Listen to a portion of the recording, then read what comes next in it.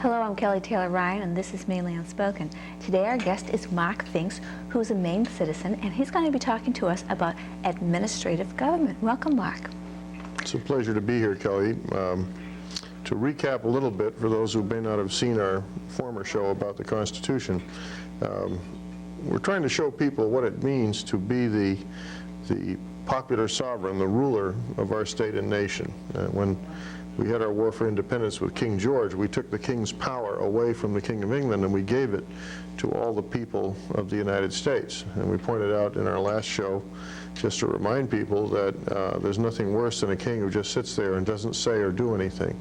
If you had to describe most Americans, they might talk back to the TV during the evening news or something like that, but with the exception of that, there are very few things that people do that we can really see and hear. They're not showing up at the polls with a knowledgeable vote, knowing the issues and the personalities that they're dealing with, the various things that someone would do if he took his position as popular sovereign seriously. We said that the representatives of the people are people who volunteer their services to the public and who get elected, get validated by the ballot box for a limited period of time. They serve as our representatives. They don't take the power away from us. They exercise the power on our behalf for a limited amount of time and in a limited way.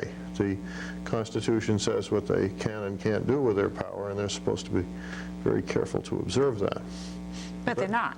Well, seemingly they're not. And what we're going to try to do in this program that we're doing today is explain to people the two forms of government currently operative in the United States. People have been very mystified, very puzzled over the recent years, at why they can like the ideas of the Founding Fathers so much: unalienable rights of free speech and assembly, the right to keep and bear arms, the right to remain silent and not be compelled to be a witness against yourself.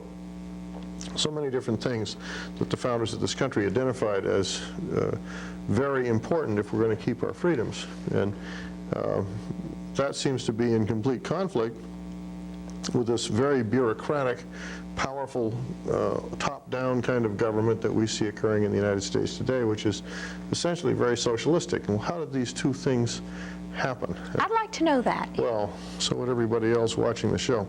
So what I'm going to do initially is I'm going to go up to our whiteboard here and diagram out the basic representative form of government that we have under our state and federal constitution, and then I'll contrast that with the administrative form of government, which has been instituted kind of as an overlayer right alongside the other form of government. We're a little schizophrenic. We've got the old constitutional representative form of government trying to exist side by side with what is essentially a bureaucratic top-down power pyramid. Is the bureaucratic government constitutional?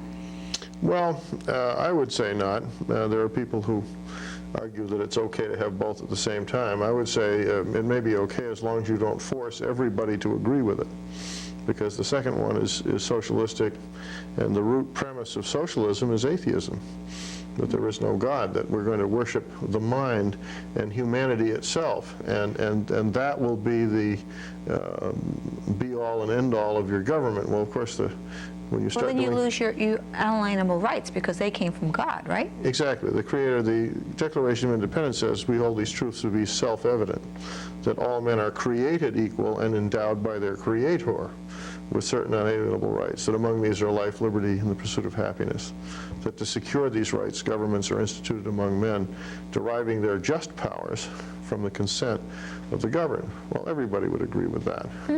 But the socialistic stuff winds up always being coercive. If we look at the National Socialism of Germany, the National Socialism of the Soviet Union, mainland China under Mao Zedong, there are many, many examples. It's very clear that coercion is a big part of the picture. Bureaucratic, technocrat kind of administrative types who are given the power of life and death over people and so forth. In America, that process is seemingly a bit more benign, but I think people need to see it drawn out in order to understand how this operates on a day-to-day basis. So with your kind indulgence, I'll just step up here to the whiteboard, and we'll put the constitutional or representative form of government up there for people to see. We'll write its name on the top so people will remember. This is called representative form of government. That's what the Constitution gives us. That's what the Constitution gives us. And it has the familiar three branches. And a fellow named Atwood, a constitutional lawyer named Atwood, back in the 1920s, wrote a book called The Golden Mean or Standard Form of Government, Our Republic. And he spent the last 20 or so years of his career traveling and lecturing in the United States with the hope that people would become reacquainted with their government and understand how to use it again. And he used circles of equal size to indicate equal power. So he had three circles for the three branches of government, like so. And I'll put these up here, and they're quite familiar to people. There's a legislative branch, which initiates policy. There's an executive branch, which carries out the policy, and there's a judicial branch, which judges compliance of the policy with the federal or state constitution. So three circles of equal power, but Atwood added a fourth circle, a very important consideration. And the fourth circle is the individual rights component of the constitutions, state and federal. And these would be the familiar rights that people have: freedom of speech, the press, the right to peaceably assemble, the protection of our right to keep and bear arms, all of those things. And every citizen is in this fourth circle. Okay. All the time. And adding that fourth circle was one of Atwood's greatest services to humanity, because that way he could connect a system of checks and balances that kept these in relative harmony. And the checks and balances are four in number. The first one, which would be familiar to everybody, would be the ballot, meaning if you don't like the guys occupying these offices, you just elect different people. You have an unalienable liberty or power of free choice, and you make a mistake, you can go elect somebody better the next time. So this is a good year for people to learn this stuff, because this is the year they can elect people out of office. Absolutely, absolutely, very important. The ballot. The second is the veto, which would be the right of the governor or the president to send back a policy which the legislative branch had tried to initiate with his veto message, and stating his objections to carrying out the policy. If you will revamp the policy, I'll sign it into law. If you don't, I won't. Very important check and balance. The third is the legislative review of executive appointments, meaning if the governor or president appoints a department head for his government, these fellows get to hold nomination hearings and decide if this person is competent to perform his job or not. Another very important check and balance, which the founders knew would be necessary to keep power from concentrating into too few hands. Is that like when they appoint a justice of the Supreme Court? Well, that's also true. These, the judicial branch is all by appointment, or should be, and the legislative branch also gets a chance to have a confirmation hearing of that executive appointment. So that's a very, very good thing. The legislative review of executive appointments, both for his department heads and for the judges who hold office in the judiciary. And then the fourth one is judicial review, meaning if you still can't agree about something, you go to court and you let the judges decide. And these lines indicate the checks and balances. Now that system of government with unalienable God-given rights had never existed before on the face of the earth until the founders of the United States set it up. That was the first time that we ever had the power given to us without any weasel words. You know, you are the sovereign rulers of your state and nation. But isn't there one other thing, and I'm not quite sure if it would go with what your model is there, but what about jury nullification? Isn't that something that would go into the people's rights? It's a form of individual right, but it's exercised over in this branch. So in that case, if you want to look at it that way, that's an excellent question. The people who are the citizens, who are the sovereign rulers, are the ultimate authority in jury trials, and they have a right to come over to this branch and sit there and decide for themselves the law and the fact. So what you're referring to as jury nullification would mean that if the jury decided that the law itself was unjust and improperly applied, they can nullify the law in that case by refusing to convict just as much as they can judge the facts of the case. That's the final safety net for the people being Yes, charged. it is. A very important check and balance which derives from the sovereign power. Which is not taught in school. Should be taught in school. So most everybody that I've ever talked to about this is very excited about this. They say, this is wonderful. This is exactly what I think the United States is, and the state of Maine. This is what I think things should be, and I wholeheartedly support this. I would, die for this stuff and all that. Then you get talking with them about the day-to-day exercise of power in our government, you get a completely different read from people. They say we have an arrogant, ignorant bureaucracy. It may be well-meaning, but it makes terrible mistakes and does terrible things to people. What's going on? And the people have no power. And the people seemingly have no power. Let me first point out, as we said at the opening of our show, if the king just sits there and doesn't say anything or do anything, it's no wonder that he has no power. He's not saying anything or doing anything. Okay. So I say back at you. If you want something to happen, you better make it happen. Don't be a passive slug and expect things to get better. But having said that, there is also something structurally about the administrative form of government, this government by bureaucracy that we have in this country, that is very repugnant and unpalatable to people. And I'll show you how that one works. We'll give it a heading of its own here. The administrative form of government. And we'll diagram it as it presently operates in all kinds of settings. It's a little different than this one.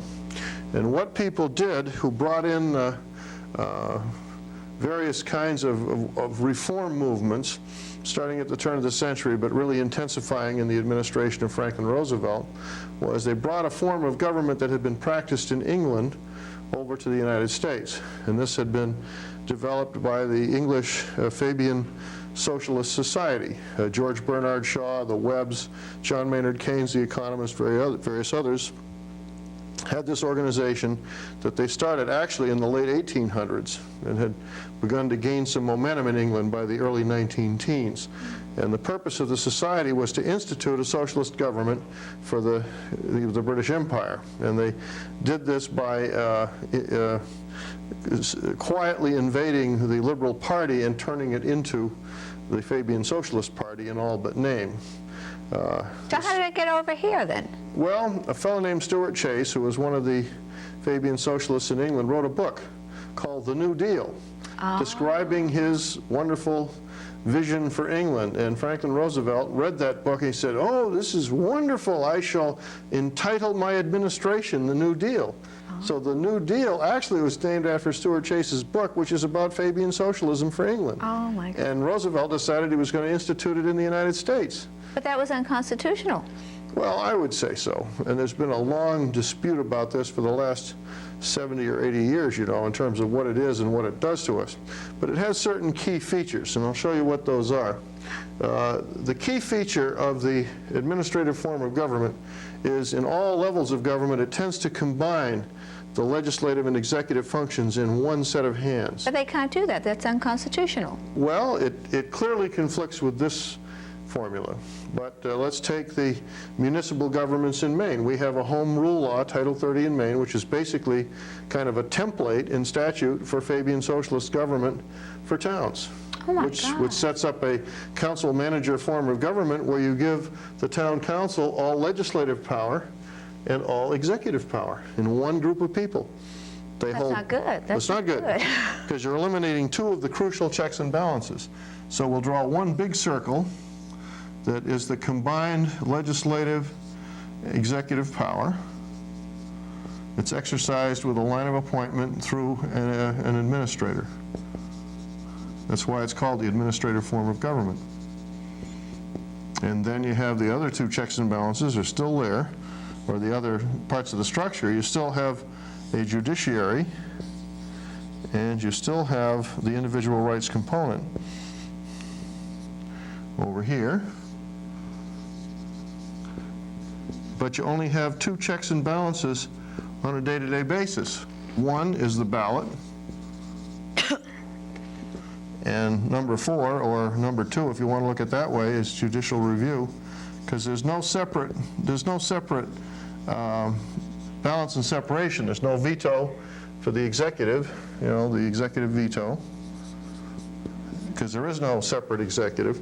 It's one group of people exercising both So you're telling me that on the federal level, they're doing this, they're combining the legislators with the executive? Yeah, the way it happens on the federal level is you have the passage of shell legislation, what we would call a non-law. And the law says we're going to have a policy about air quality, and the regulations are going to be written by the bureaucracy and published in the Federal Register. So now the Congress is really handing its legislative power over to the executive branch of government, and you have all these technocrat administrators who are writing regulations, and they're making the policy, or the vast majority of it.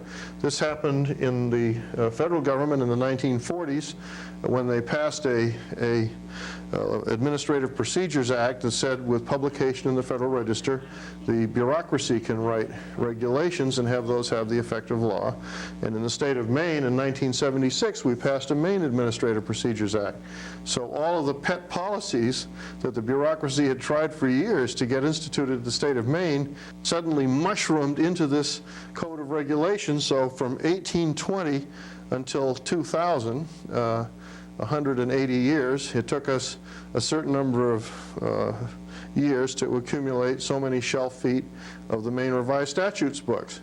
In 27 years since the Maine Administrative Procedures Act was passed, we've gotten more pages of regulations in 27 years than the Maine legislature passed in 180 years. Well, then how are the people supposed to watch this? I mean, in that model, it's more easier for the average person to watch what's going on. Plus, they have the government watching each other. In that model, how can we watch what's going on? How can we watch a mushroom of new laws coming in? Well, what I would recommend to people is to reinvigorate the representative form of government. The quality of the people who hold these offices in the legislature and who hold the governorship is crucial. You've got to have people who understand this, and I haven't met too many people who do. That sounds like a startling statement, but when for 70 or 80 years we have not taught classic civics in our schools, everybody currently holding office never had the basic training in what the founders intended. And beyond that, speaking from many, many years of experience at teaching these concepts to children and adults, people have to also be taught the history of this, its political history and the concepts behind it. This is basically a way to set up a government by technocratic elite. You hire all these specially trained people and they run all the programs for you. But the Constitution set up the government and how it was supposed to be laid out. They can't have a new model of government. Well, it's another layer. It's another layer? That's not in the Constitution. It doesn't say anything about another layer. Exactly. Well, it's like creative finance, like the corporate tricky guys who are putting together these mergers and acquisitions. They're kind of building out over space and thin air, but they get away with it until the house of cards falls down. Well, this is a similar kind of thing where you're basically promising people, well, what's your special interest or need? Okay, we'll set up a program for you. Now, what's your special interest or need? Okay, we'll set up a program for you, and we'll hire administrative technocrats to run it, and eventually life will be great. So you're breaking apart the unity of America and its government, where people are supposed to act only in the best interests of all, but is generally good for the whole country. And now you've got a whole bunch of little constituent special interest groups out there, each of which hopes that it gets its pound of flesh out of the state or federal government, and that's all they care about. And there's not enough. I mean, it'll get so thin, it'll just fall apart. There's never enough. You can't, to give people everything that they need and everything that they want and so forth will never happen. And the politicians say, well, this is an exercise of limits. You say, really, limits, but you have a vast deficit and the leveraging of this debt in our economy with the banking system, so that all of the worst aspects of the policies get magnified hugely. That's how you wind up with these huge dysfunctional high-rises that they're now tearing down in the inner cities, which had been the, quote, solution to the housing problem. They found that they became instead vectors for disease, social and physical, and all kinds of other problems, so they've had to blow them up and start over again with some other approach, because the one that they attempted to use didn't work. And any number of these centralized power pyramid, top-down type policies has had pretty much that same kind of track record. And when you look at the Roosevelt administration, Franklin, not Teddy, and all of the ones that have come since, the history of a lot of these bureaucratic programs is really very fascinating, where they have set out various kinds of little baited hooks for the states. Okay, here, you take this aid in this area, housing, education, something like that. And of course, there are a few requirements that you're going to have to meet when you do this. And what that tends to do then is to make the states and localities simply franchise entities of these federal Of the federal government. So the federal government bureaus. has more control over the state. The state no longer has any power because they're beholden to all these government programs. Right. The savvy old selectmen in the state of Maine 50 years ago said you wouldn't want to be participating in these programs because they're going to wind up running you and owning you. Oh, no, no, no, no, that'll never happen. Well, here we are 50-some years later. It's very clear that it has happened. So what do we do? Well, you have to go back to the design of this and say, what can we do to reinstitute a more vigorous representative form of government? It's not eliminated. It's still there. It's just that its effectiveness has been greatly diminished by the rise to power of the paid, appointed administrator. But who benefits more from that administrative form? Well, it certainly is a great career track for the people with the jobs. All the high-profile, highly salaried administrators, we got a bunch of them in the state of Maine. That our taxes pay for. That's exactly right. And they're a big cost component. The cheeky rejoinder is always, well, private industry pays big money for these professional people. Well, maybe they do and maybe they don't. But setting up a sinecure, a guaranteed kind of white-collar management union, high-level employment for life type situation is not the solution. Because Maine can't afford it. Maine's a poor state. We can't even afford that. I think it's very clear that 25 or 30 years into the Maine education funding law and the property tax district law that was its companion back in the 1970s has produced this incredibly bureaucratic power pyramid government school system. And it's got administrators at all levels, up and down, all of whom kowtow to Washington with the grant process and so forth. So we have a full-blown example of how the administrative form of government has basically run our state right off the charts in terms of taxation. We're in terrible shape, and the only reply that the people on the other side of the question give is, oh, but Maine is in the forefront of educational achievement. Our kids test the best, you know, throughout the country. Isn't this wonderful? This is a vindication of the system. And I would say, no, it's not, because the government schools of the United States, in comparison to the schools of other nations, are faring very poorly.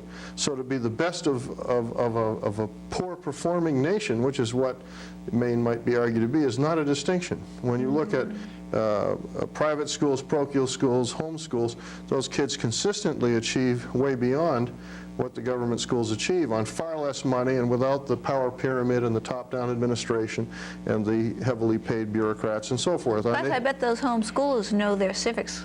A lot better, yes. They actually study it. The state of New Hampshire has one of the lowest education budgets of the 50 states. It has one of the highest achievements. The state of Maine has a very high per pupil expenditure in comparison to many states, but just to say that it does well on some standardized tests that have almost become the template for instruction or something in the state, which is not what was supposed to happen, is not a vindication of the system. We've literally taxed ourselves out of our house and home doing that. And plus, it makes it more difficult to follow the money. And if you can't Oh, follow yes. the money, then it becomes more corrupt, should I say? It becomes very confusing, and you have special interests, all kinds of special interests, ranging from the vendors who sell buses to thousands of other items that school systems buy and so forth. It seems very clear, maybe to take the homeschoolers as the best example, that with very modest resources, very small expenditure of money, it's possible to produce a superbly educated child. He spends his time honing and perfecting basic skills, reading, writing, computation, Research? thinking, doing research. He spends his time in the company of adults. It's been clearly proven that children who spend their time in the company of children share all the nasty habits that children have and the ignorance that children have. So their difficulty in growing up is actually far greater than the people who spend all their time with adults, who tend to be far more composed, far more self-aware and self-governing, for lack of a better term. And these kids have demonstrated clear achievement. They're kind of the Jiminy Cricket, the conscience of the system. And when you say self-governing, that's what our founders wanted us to be, Exactly. self-governing. This design of government was made for people who knew the difference between right and wrong, who respected the Creator as the giver of law and truth. And you can say, oh, well, that's an outmoded idea today. I'd say, well, then use caution. You may be saying that our society is outmoded, that it has done itself in by failing to distinguish what's right and what's wrong and live for the truth instead of for error. We're making some serious mistakes as a society, and the result is a civilization that is adrift in chaos. You know, we're getting down to about 2 minutes. So Right. what do we need to know, and what do you want us to remember? Well, if you don't remember anything else from this program, remember that not only do the American people have the sovereign power, the power that the King of England used to have, and we choose not to use it for various reasons, much to our sorrow, but we also have a government that was designed to work with the concepts of the Founding Fathers to protect our liberty, our powers of free choice, to protect our freedom, which would be the state or quality of being free, and that in order to get those things to function, we will have to do it. It's not going to do itself. The Constitution is not going to leap up off the table and whap you in the face until it's enforced. We ourselves, the people of this state and nation, will have to insist that these things be done. And they should also remember that in the absence of our actions as the people, a government by hireling, by bureaucrat has grown in the last 70 or 80 years that says, oh, well, don't worry about that. We'll take care of it for you, and we'll send you the bill. Pretty high bill. Pretty high bill, and Yeah. pretty hard to untangle. Pretty hard to untangle. But once people realize that these things exist, then they have a chance to do something about changing it. Mark, you've got to come back. You have Okay. too much information. One of these days. Okay, thanks a lot. It's a pleasure. Sit down. Oh, that's a tree down. Excellent. Well, as you can see, there's a lot you need to know. There's been a lot of changes in our country over the past 70 years that, according to my opinion, is totally unconstitutional. Read your Constitution, start talking to your neighbors, and let's get our government under control. Thanks for watching, and we'll see you next time.